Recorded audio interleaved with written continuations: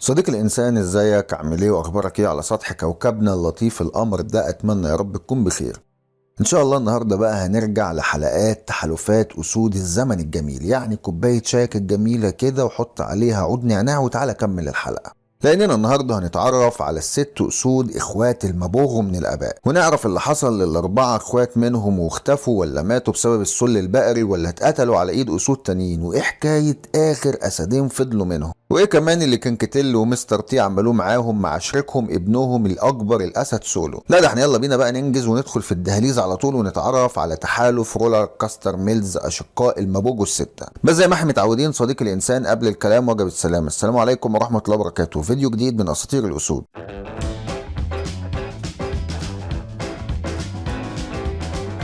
صديق الانسان، احنا دلوقتي هناخد زلفتنا الزوينه اللي توحشناها بالزاف وهنطير بيها لقلب جنوب افريقيا، وهندخل بقى لقلب ادغال سابسند جهنم الاسود الافريقيه.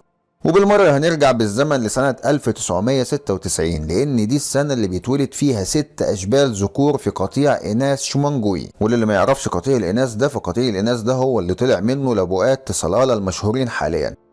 المهم ان الاشبال الستة ابائهم يبقوا تحالف سبارتا، او بمعنى اصح تحالف ويست ستريت ميلز الخمسة، الاسود الاقوى والاعنف والاخطر في التاريخ القديم، وهم نفس الاباء لتحالف المابوجو المرعب. الست اشبال دول هيكبروا ومع الوقت هيتعرفوا باسم تحالف رولر كاستر ميلز، واسم شو ميلز، واسم كاستليتون ميلز. وبديهيا كده الستة دول هيبقوا هم اخوات المابوجو الستة برضو، بس من الاباء فقط. مش معروف ولا واضح ازاي تحالف رولر كاستر الستة مع بداية سنة 2006 هيبقوا اسدين 2 بس. في تقارير مختلفة كتير، لكن اللي بميل له ومصدقه ان اول واحد فيهم مات بسبب السل البقري اللي اتكلمنا عنه في حلقات قبل كده كتير، لان في الوقت ده كانت سابيساند وكروجر مشهورين بالسل البقري المميت. مع بداية سنة 2001 كان في 5 اسود منهم بس اللي على قيد الحياة.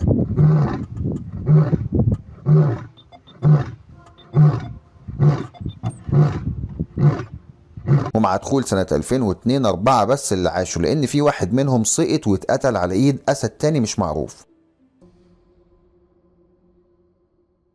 وفي شهر أغسطس من نفس السنة بيموت الأسد التالت بسبب السل البقري برضه، عشان بعد 6 سنين بس من ولادتهم نص التحالف يكون مات واتقتل، وما بقاش فاضل منهم غير 3 أسود بس. سنة 2003 واحد من ال3 أسود الإخوات بيختفي وبيرجع يظهر فجأة سنة 2004. في الوقت ده اخواته كانوا سيطروا على تحالف صيلاتي وخلفوا 12 شبل واستقروا معاهم وفي قلب ارضهم. محمية مالا مالا جيم في شهر فبراير سنة 2006 طلعت تقرير ان الاسد اللي اختفى وظهر مات، وقالوا ان حالته كانت سيئة جدا وعليه اصابات كتير مش معروف سببها، وانه خسر عين من عيونه في اخر ايام. وفي شهر اغسطس من نفس السنة برضو الاسدين الباقيين بيسيطروا كمان على قطيع اناث سبارتا. وايوه برافو عليك صديق الانسان، ده يبقى نفس القطيع اللي اتولد فيه تحالف المابوجو. القطيع ده وقتها كان بيتكون من 3 لبؤات، 2 منهم يبقوا اخوات المابوجو، واللبؤة العجوزة الكبيرة تبقى ام لبعض ذكور المابوجو. المهم بقى ان تحالف رولر كاستر ميلز او اخر اسدين بقى فاضلين منه خلفوا 9 اشبال من سبارتا، هم 5 ذكور و4 اناث اعمارهم كانت بين 18 و20 شهر. والابن الاكبر كان اسمه الاسد سولو من قطيع اناث صلالة. والاسدين الباقيين من رولر كاستر ميلز قبلوه وضموه معاهم للتحالف، حاجه كده عامله بالظبط زي ما ويست ستريت ميلز قبلوا ابنهم الكبير الاسد ماكولو. لكن الفرق كبير قوي بين ماكولو وبين سولو، حاجه كده زي الفرق بين السماء والارض.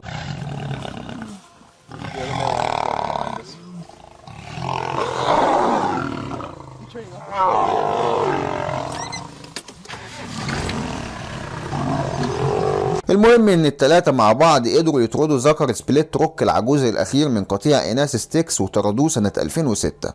لكن قبلها بسنة واحدة بس كانوا قتلوا كل الاشبال الموجودة في نفس القطيع وخلصوا عليهم.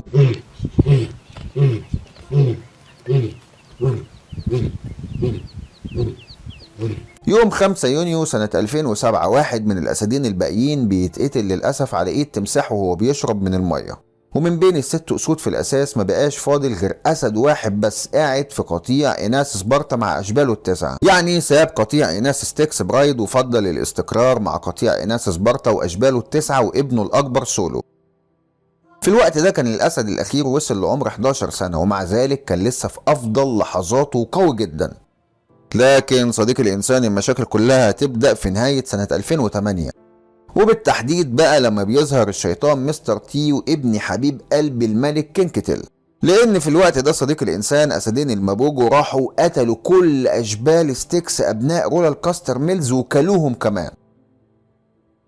يوم 22 مايو سنة 2009 كان مستر تي وكينكتيل سيطروا كمان على قطيع إناث سبارتا وقطيع إناث ستيكس، والملك الأخير هرب هو وابنه سولو. بس الكلام ده طبعا ما ياكلش مع المابوجو، يعني ايه يهربوا؟ عشان كده أسدين المابوجو قرروا انهم يطلعوا يدوروا عليهم عشان يريحوهم وللأبد. نسيت اقول لكم كمان ان المابوجو كانوا قتلوا معظم الاشبال التسعة، لكن في كلام ان بعضهم قدروا يهربوا. اسدين المابوجو مسحوا منطقة مالا مالا جيم كلها علشان يقتلوا الاسد وابنه، لكنهم كانوا هربوا لمنطقة لوندولوز التانية. يوم 10 يونيو سنة 2009 بيختفي الاسد العجوز الاخير بشكل غامض، لكن في نفس الشهر يوم 26 بيرجع يظهر من تاني. الأسد ظهر في منطقة الشرق الغربي في مالا مالا مرة تانية، لكنه كان لوحده من غير ابنه سولو.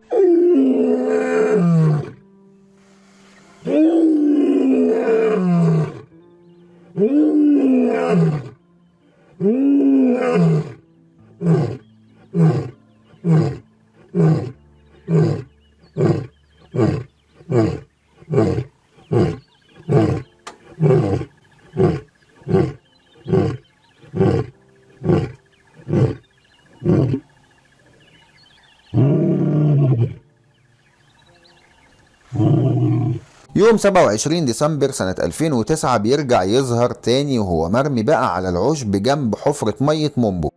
الأسد الأخير والملك العجوز كانت حالته زي الزفت ومتدشمل، وكلنا عارفين طبعا السبب لكن مش هنقول هو ايه. ومع فجر يوم 1 يناير سنة 2010 بيموت آخر أسد من تحالف رولال كاستر ميلز وهو عنده أكتر من 13 سنة، وحسب التقارير اللي طلعت وقتها إنه كان بيعاني كمان من الجرب غير إصابات الكتفين والعض على الأفخاذ.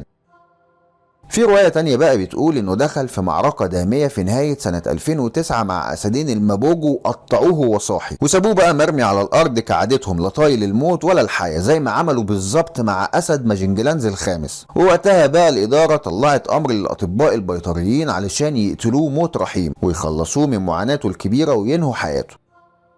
ومع موت الأسد الأخير بتنتهي حكاية تحالف رولال كاستر ميلز الستة للأبد من سابيساند كلها، لكن جيناتهم فضلت مكملة في البرية، وأشهر أبنائهم هم تحالف الجولف الخمسة اللي هيخلفوا أسود صلات الأربعة اللي بالصدفة كده هيقتلوا مستر تي في آخر معركة ليه. وبكده يكون خلص فيديو النهاردة من أساطير الأسود. صديق الإنسان الجميل الحبوب، من وجهة نظرك مين الأقوى، المابوجو بقى ولا آبائهم؟ اكتبوا لنا تحت في التعليقات، وإن شاء الله استنونا في حلقات جاية أقوى وأمتع، والسلام عليكم ورحمة الله وبركاته.